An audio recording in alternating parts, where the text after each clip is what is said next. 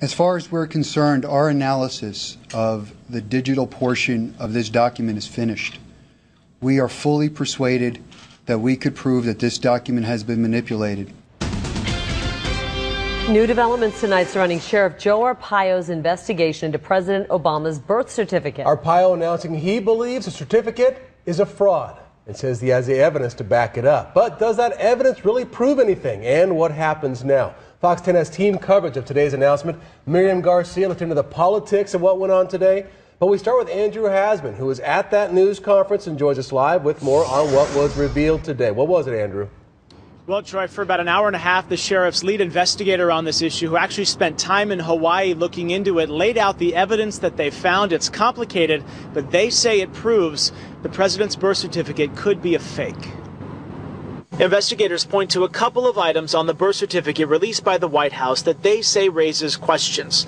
The numbering at the top of the birth certificate is supposed to be assigned based on the time and date of birth, but they say the numbers appear to be out of sequence. There's also a number handwritten on some of the boxes on the birth certificate. The number 9 appears, which back in the 60s meant that the information wasn't provided. Yet there is information on the copy the White House released. You can't have a document coded like other documents, double-checked, and have a code that says 9 not stated, and have a piece of information sitting in the box. That just can't happen. Posse investigator Mike Zullo even tracked down the woman whose signature appears at the bottom of the certificate. She's now 95 and told him mistakes didn't happen on her watch. Every document surrounding this one individual is plagued with problems. They're all plagued with problems. Zullo also points out that Hawaiian laws back in the 60s regarding birth certificates were not very strict. When you start something like this and the evidence starts to take you in a direction, all of a sudden, what sounds like a conspiracy may not be a conspiracy at all.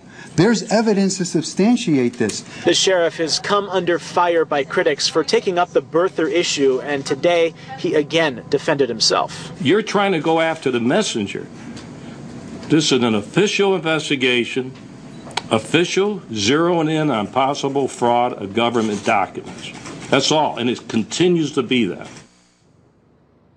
So what happens now? Well, the sheriff says his part of this investigation is pretty much done. There's nowhere else for him to take this issue. He hopes a higher power steps in, but given the political mood and the issues that this whole birther argument brings up, that probably isn't likely.